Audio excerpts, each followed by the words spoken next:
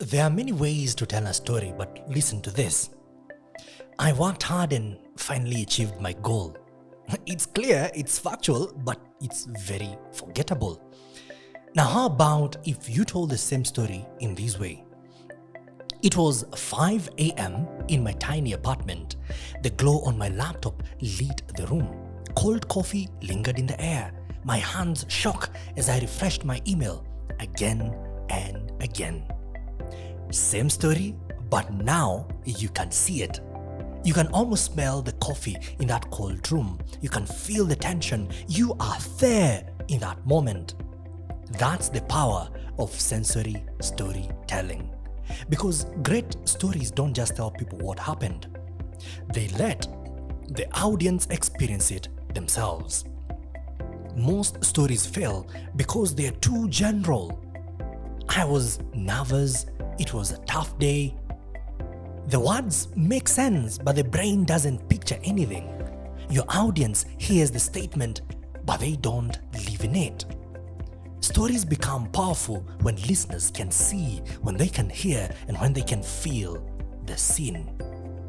When the room comes alive in their imagination, they are no longer passive listeners, they are now participants. And that's what makes a story memorable.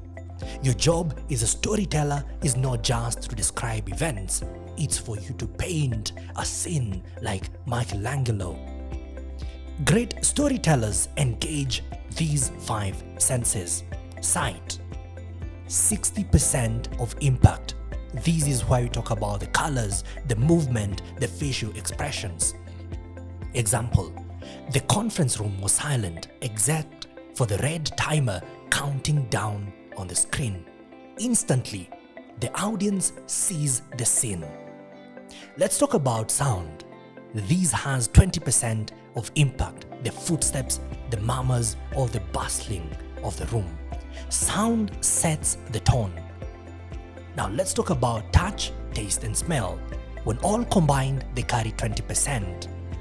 You talk about my palms were sweating, my heartbeat thudded in my chest. Smell triggers memory and emotion. The key is selectivity. A few details, 3 to 5 at key moments, can bring your story alive. Too many and it overwhelms. Compare these statements. I was nervous. My palms were sweaty. The waiting room smelled like a cheap air freshener. I could hear my heartbeat echo in my ears. Now, those are 2 statements. Do you notice the difference between the first and the second? The first statement tells, the second shows. When you show emotion through sensory details, the audience feels it.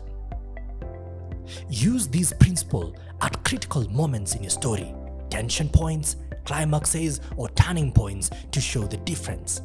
The audience will step inside the scene and stay there emotionally engaged. When you use sensory details well, your audience stops hearing a sequence of events. They see, they hear, they feel the story. They inhabit the moment with you. The human brain fills in the rest. Just a few vivid cues are enough for listeners to complete the pictures themselves. Story becomes immersive, memorable, alive. Now you need to remember, general statements inform, specific details create experience. Because the most powerful stories are not just heard, they are seen, they are felt, and they are remembered. Sensory cues. Bye for now and see you in the next one.